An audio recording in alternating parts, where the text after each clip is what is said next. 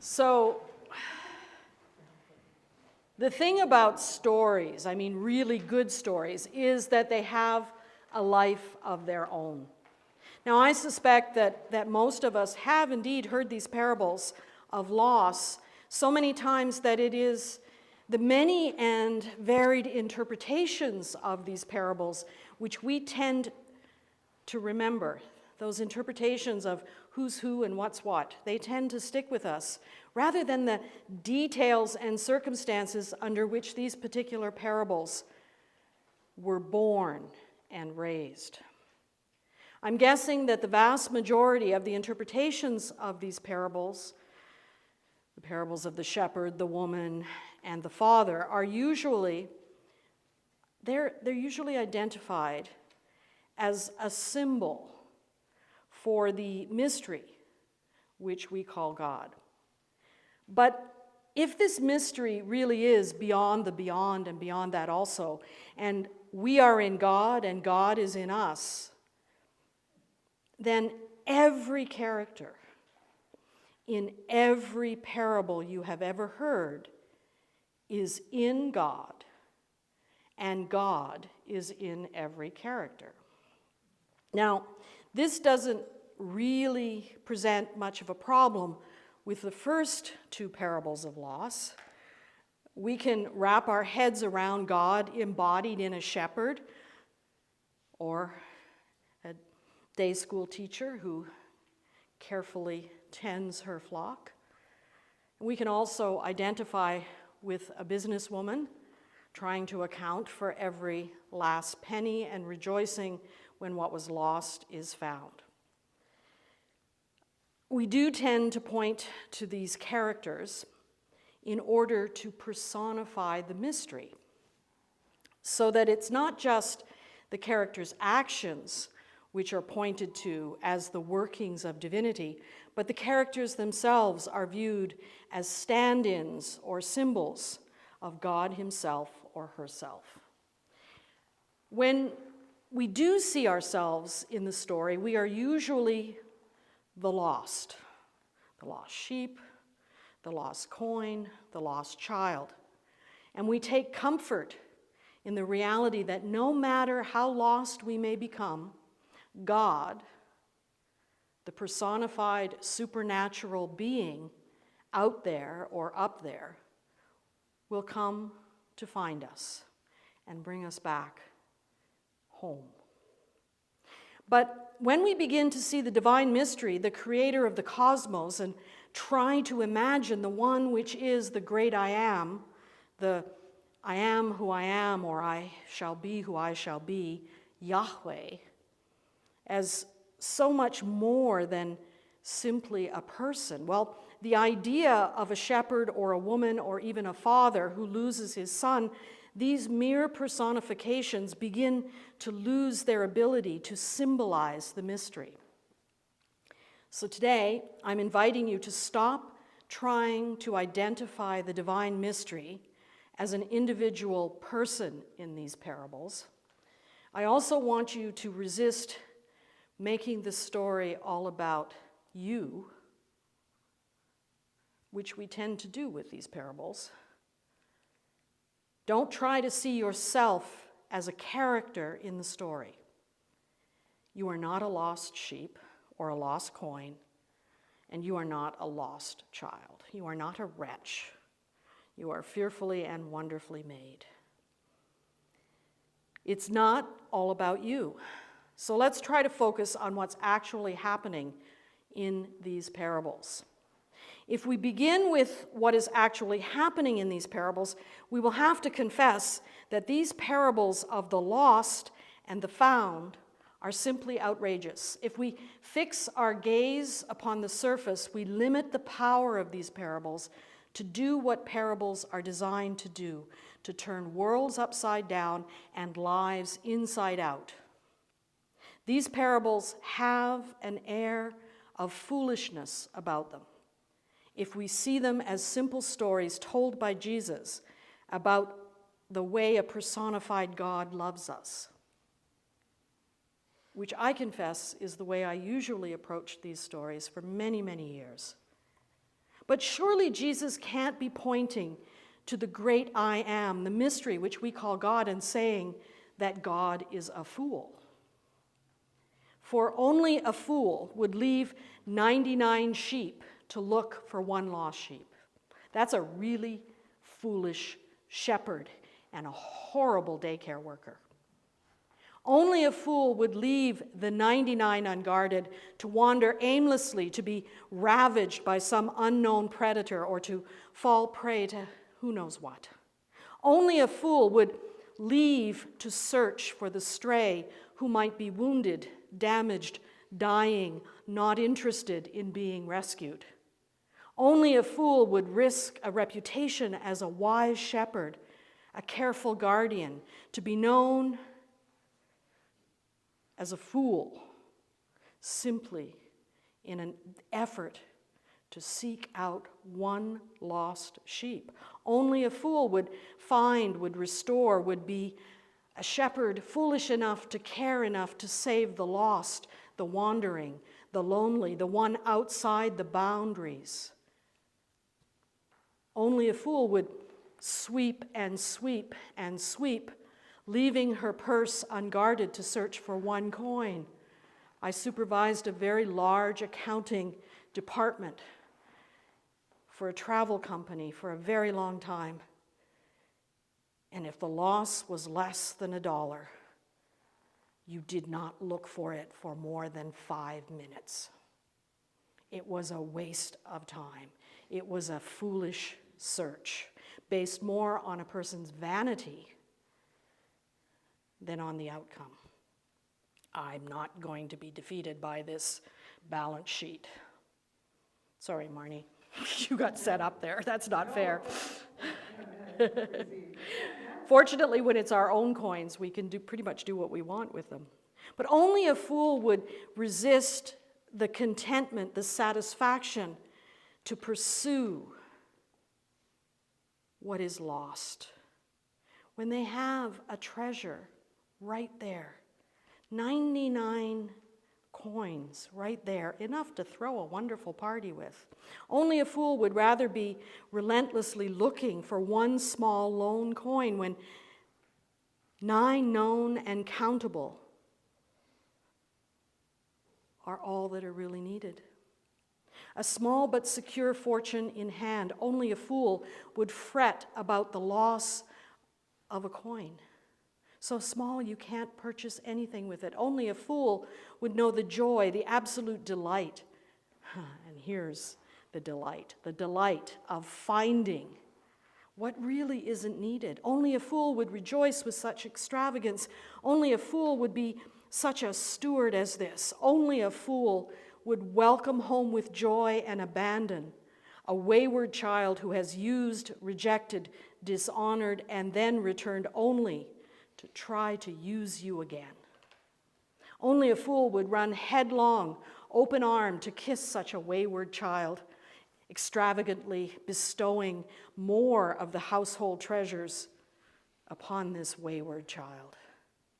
Only a fool would cajole the self-righteous, indignant child to join the celebration. So, if Jesus is describing the characteristics of a personified deity, is Jesus actually teaching us how to embody the love which is divinity here in the world? These parables of the lost sheep, coin, and children point us in a direction, on a way of being in the world, characterized by foolish and passionate abandon. What is the anonymous gospel storyteller we know as Luke trying to tell his community by preserving these parables? Did Jesus really believe that people ought to forsake everything they have in order to find the one thing they have lost? Is the anonymous gospel storyteller really saying that Jesus taught his followers to risk everything they have in order to find the one thing they have lost? Remember how many times these parables must have been told before they were written down. Remember the precarious nature of the lives of the people who first heard these parables. Why did they repeat these stories over and over again in their communities? Remember those first gatherings of the people who followed Jesus' teachings. They met in secret because they feared for their lives. The occupying Roman forces not only publicly executed their teacher as a warning to any of Jesus' followers. Don't do what Jesus did. You'll end up on a cross. The Roman Empire crucified as many dissenters as they could catch. Historians tell us that those roads which lead to Rome, those roads were dotted with thousands of crucifixion sites. Thousands of rotting corpses were left nailed to trees in order to terrify the masses into submission. The magnitude of loss was positively unbearable. If we take off our rose-colored glasses and pick up a pair of lenses permeated with a desire to resist persecution, violence, and the forces of empire, these parables have the potential to inspire the kind of passion necessary to recover the one thing which we have lost: justice. Justice without which there can be no peace. We can only begin to imagine the magnitude of what a conquered, oppressed, suffering people have lost. But I suspect that justice, the kind of justice which ensures that everyone has enough so that everyone can live in peace, is something worth leaving behind everything you have in order to pursue. I suspect that even offering all you have to a wastrel and a scoundrel is worth a shot if it means finding peace. I suspect that pulling brothers, siblings together who have genuine axes to grind with one another is a kind of recklessness that is worth the risk if those siblings can learn to work together to pursue justice. Contemplating the miracle that these parables actually survived for centuries. They were told over and over again, written down and preserved by people persecuted by empire. Contemplating this miracle, I have to believe that they are more than nice little stories about how we should live. They have to be more than mere speculation about the character of Yahweh, casting the creator of all that is, was, and evermore shall be as a fool. Because when you look at the shepherd, the woman, and the father in these parables, they are reckless fools. Unless they are risking all that they have for the sake of something worth risking everything for. These parables can't just be about a lamb or a coin or even a couple of squabbling children. Nor can I believe that Jesus saw Yahweh, the great I Am, as a fool. In the past few weeks, I've been thinking a great deal about the systems of domination and the pain inflicted by the unjust empires of our world. The reality of the systems in which we are intimately entangled is being played out for us on screens all over the place. The injustice of it all explodes into our living rooms day after day. My own desire to resist the urge to respond to violence with violence weakens with every report of the injustices perpetrated on innocent lives. I find myself leaning into the urge to meet violence with each life that is lost. I am in real danger of losing my ability to follow Jesus on what appears to all the world to be a foolish path of nonviolent resistance to empire. Not if it means risking all that we have for the sake of Jesus' vision of peace through justice. Sometimes when I manage to muster up my courage and I try to see these parables of loss through the lens of resistance, I can begin to feel a kind of reckless abandon welling up in me, inspiring the kind of passion which tempts me to take leave of my senses, to risk everything for the sake of what is currently being lost. I can also hear the voice of reason condemning me as a fool. None of these parables is the stuff of everyday loss.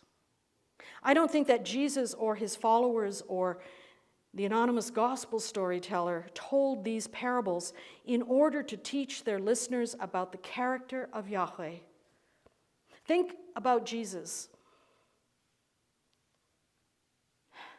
He can't be trying to teach us that the divine mystery is a reckless fool. Nor was he trying to teach us to live as reckless fools. Surely not. For none of us can do this kind of relentless, reckless abandon constantly. What kind of world would we be living in if it was full of reckless fools? But I can even now hear these stories told to inspire resistance to the violence and the injustice of empire for the sake of justice and peace. Living lives of reckless abandon is untenable.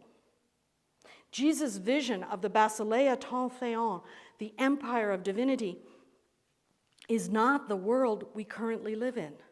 The empire of divinity is not yet here.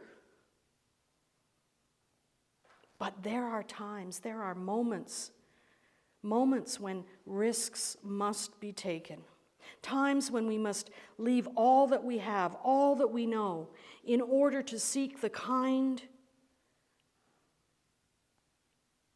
of possession which is beyond price. In order to restore the lost, the abandoned, the wayward, and yes, even the self-righteous religious types. Yes, the shepherd should have been guarding the 99. Yes, the woman should have been content with her coins. Yes, the father should never have trusted his sons with all that he had. And when his lost son showed up himself to be asking for more, after having already proved that he was untrustworthy, the father shouldn't have welcomed him with open arms. And as for the faithful, self-righteous son, well, sometimes justice demands that we abandon the rules if we are to achieve peace. Sometimes boundaries must be crossed in order to achieve justice. Peacemaking requires risk-taking and the reckless abandonment of some of the things that we hold very dear. When I can bring myself to read these parables through the lens of resistance, I can begin to tell these stories as a call to resistance. We must resist making these characters in these parables all about us. Resist looking for a savior in these parables who will find us and put everything back together, just for us. Resist reading into the parables a too small personal shepherd, woman, or father to act the part of a too small, recklessly foolish God. Resist the distractions of all that we have, all our treasures, all our land, our homes, all the trappings of empire in which we are entangled. Resist the empires to which we have lost the justice which has the power to create peace. Resist with reckless abandon our fear of the very passions which flow from the love which is the mystery, which allures us onto the pathways of justice and peace. Resist the illusion that finding what we have lost will be a sweet, harmless story. Recklessly abandoning the status quo is never sweet and it's never harmless. The Basileia Tanthéon may not yet be the world we live in, but the Basileia Tanthéon is already here. The not yet, but already here empire of divinity is here in every stranger who welcomes a refugee, in every aid worker, doctor without borders, in every reckless fool who risks it all for the kind of justice which makes peace. We don't have to travel to Europe or to Afghanistan or Syria or Myanmar to catch a glimpse of the empire of divinity. Although if we do go there, we will see the empire of divinity all over the place.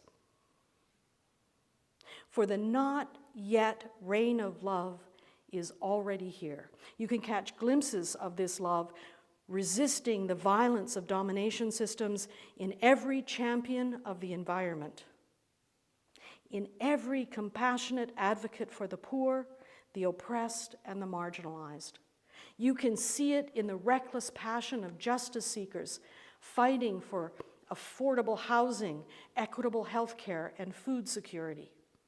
Jesus' vision of peace through justice, what he called the Basileia ton theon, the empire of God, is already, but not yet. Shalom, the shalom we are searching for, the peace we long to find. It is the vision of the foolish who are prepared to risk it all for the sake of what we have lost, the shalom we long for. And each and every time we find what has been lost, it is time for celebration, especially when what is lost is restored. So when you catch a glimpse of the reign of love, celebrate.